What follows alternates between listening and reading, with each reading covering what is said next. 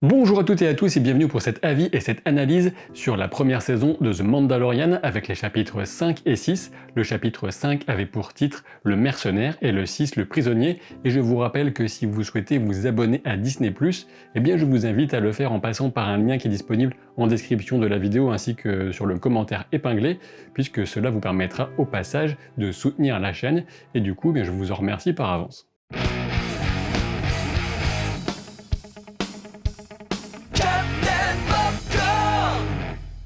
Et ces deux épisodes alors, eh bien, à mes yeux en tout cas, ce sont les moins convaincants de cette saison, même si on y trouve de nombreux clins d'œil, de nombreuses références à quelques films Star Wars. Et concernant l'épisode 5 plus particulièrement, on peut immédiatement se poser la question, mais qui désigne le fameux mercenaire du titre, sachant qu'en VO, c'est The Gunslinger, qu'on peut traduire plus ou moins par le pistolero solitaire, un personnage typique des westerns évidemment. Alors ce mercenaire s'agit-il de Mando tout simplement, du jeune Toro Calican, de Fennec Shand, ou encore de cet homme mystérieux qui apparaît juste avant le générique avec un bruit d'éperon quand il marche, comme Boba Fett.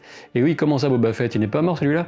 Bon, on en reparle plus tard, ne vous inquiétez pas. En réalité, on peut supposer assez simplement que ce titre s'applique un peu à l'ensemble de ces personnages pour venir mieux souligner que Mando évolue dans un monde qui est peuplé de flingueurs, ce qui sera confirmé d'ailleurs par l'épisode 6. Le duel spatial d'ouverture est plutôt sympa, même s'il reste typique du méchant qui touche sans détruire, alors que le tir de Mando sera directement fatal. Quant à Baby Yoda, il reste égal à lui-même, hein. Ceci dit, j'ai trouvé son utilisation un peu plus faible dans ces deux épisodes justement. Tatooine confirme son statut de trou paumé le plus fréquenté de la galaxie, et l'épisode multiplie les clins d'œil à l'épisode 4, Un Nouvel Espoir, même si on commence avec la menace fantôme, et oui, les 3 droïdes mécano ou pit droids, déjà vus dans la séquence de Pod Racer de Star Wars épisode 1. On remarque que la cantina de Mos Eisley est tenue par un droïde alors qu'ils étaient interdits à l'intérieur de l'établissement dans l'épisode 4, quand Luke voulait y entrer avec ses 3 PO et R2-D2. Et ce n'est pas n'importe quel droïde, qui plus est puisqu'on peut le reconnaître, il travaillait chez Jabba the Hutt. Toro Calican se tient aussi nonchalamment qu'Han Solo à la même table que lors de la négociation entre Han Solo et Obi-Wan, et surtout lorsque Greedo ensuite le menaçait avec la fameuse scène du tir la plus modifiée par les différentes versions, la meilleure restant l'original, où seul Han Solo tire tout simplement. Et malgré cette ressemblance de façade avec le mythique Han Solo, on peut dire que tout le monde n'a pas forcément l'étoffe d'un héros, et en effet ce Toro Calican manque assez sérieusement de charisme, aussi de développement. En gros, c'est un personnage oubliable. Et on retrouve aussi les Tuskens, ou Peuple des Sables, comme on les appelait parfois, qui prenaient justement par surprise Luke dans l'épisode 4. Il faut dire qu'il est assez facile de tracer un parallèle entre les Tuskens et les Amérindiens, et justement on remarque une approche de western révisée dans The Mandalorian qui considère les Tuskens comme les véritables locaux et non l'inverse. Et oui, pendant longtemps les westerns classiques ont montré les Amérindiens comme les méchants de l'histoire. Avec le personnage de Fennec Shand, c'est pas si facile à dire, hein, à un H près, on avait Fennec des Sables, ce qui est sans doute volontaire je suppose pour un personnage en plein désert.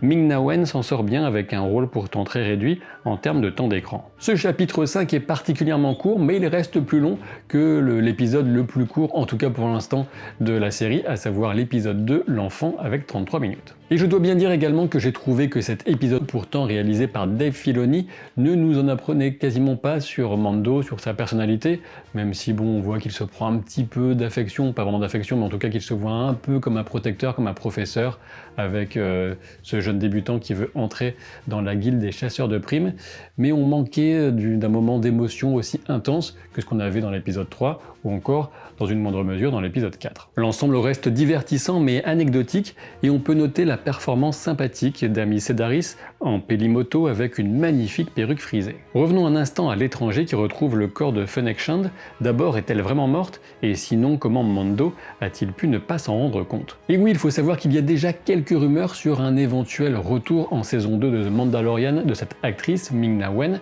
qu'on a déjà vu dans Agents of S.H.I.E.L.D. Par exemple.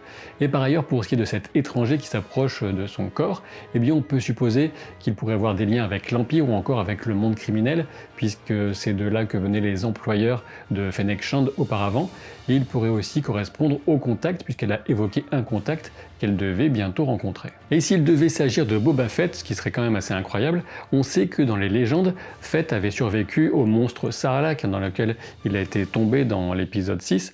En revanche, dans le canon officiel, on ne sait pas ce qu'il est devenu. De manière générale sur cet épisode, on peut aussi remarquer que sa structure reprend un des grands classiques du western classique justement, à savoir un débutant, une tête brûlée qui tente de se faire un nom en abattant quelqu'un de beaucoup plus reconnu. Et allez, soyons fous, un dernier petit clin d'œil pour la route, cette fois-ci à l'épisode 4, puisque dans les transitions entre les scènes de cet épisode 5, eh bien on retrouve des espèces de balayages de l'écran qui correspondent quasiment exactement à celles de l'épisode 4, Un Nouvel Espoir. Avec le chapitre 6 qui avait donc pour titre Le Prisonnier, on continue cette exploration des figures criminelles de cette galaxie très lointaine. Dans l'ensemble, j'ai préféré cet épisode 6 au 5, et on y trouve certains des combats les plus impressionnants de la série jusqu'à présent.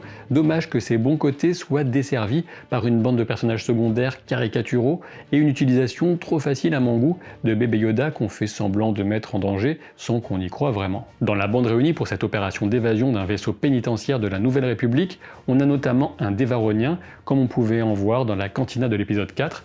Le colosse est interprété par Clancy Brown, l'inoubliable Kurgan du premier Highlander, même s'il a multiplié les rôles depuis bien sûr. La Twi'lek Xi'an est interprétée par Natalie Tena, que vous connaissez sans doute comme Osha de Game of Thrones.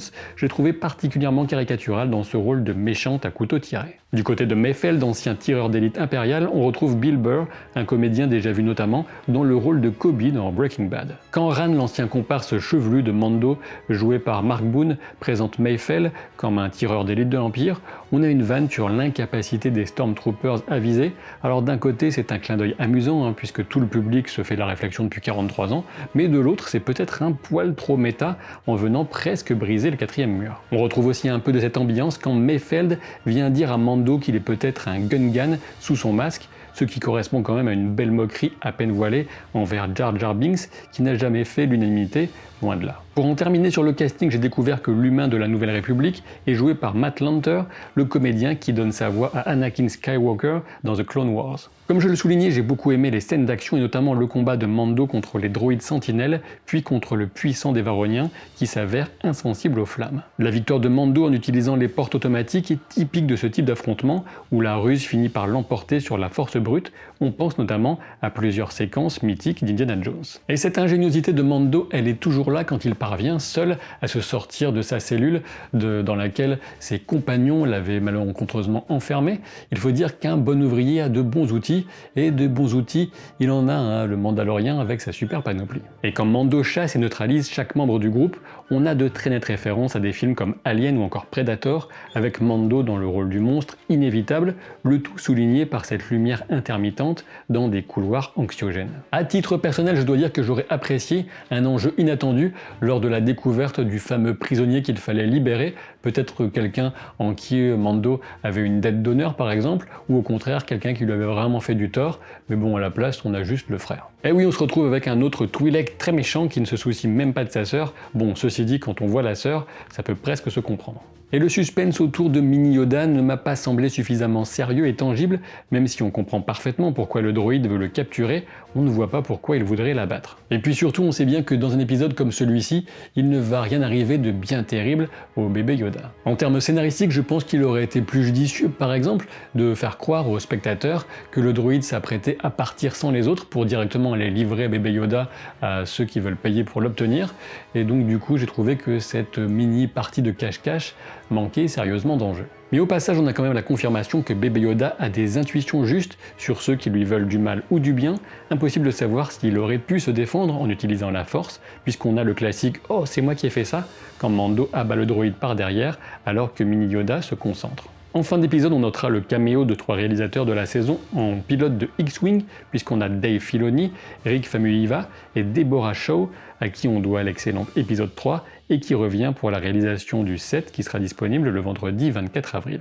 En résumé, pour moi, vous l'aurez compris, un épisode 6 qui était divertissant, meilleur que le 5, mais qui reste en deçà de mon point de vue des 4 premiers. Et c'est un choix stylistique que de proposer des missions one-shot comme ça dans une série, ça permet de renouer avec un style de série dont on n'a plus vraiment l'habitude, mais pour soutenir une telle approche, il aurait fallu ajouter plus d'implication émotionnelle et surtout inscrire dans ces 2 épisodes davantage d'éléments sur Mando, que ce soit ce qu'on apprend de lui ou en termes d'évolution du personnage. Alors certes, l'épisode 6 sous-entend qu'il était plus dur et sans doute plus cruel auparavant, si on en croit la Twi'lek, mais j'aurais voulu en savoir plus. C'est vrai, on peut supposer que le personnage évolue au contact d'une créature telle que Baby Yoda, et pour lequel il développe une affection de plus en plus manifeste, mais j'aimerais qu'on en voit un peu plus de ses effets, de son évolution dans les 2 épisodes restants, et peut-être aussi des enjeux plus importants, sans doute, hein, puisqu'on approche quand même du final, sachant qu'il y a bel et bien 8 épisodes au total pour cette première saison, et donc je vous donne rendez-vous aux alentours du 2 mai pour l'analyse des 2 derniers épisodes. Et bien je vous remercie, je vous dis à très vite pour de nouvelles aventures. Salut!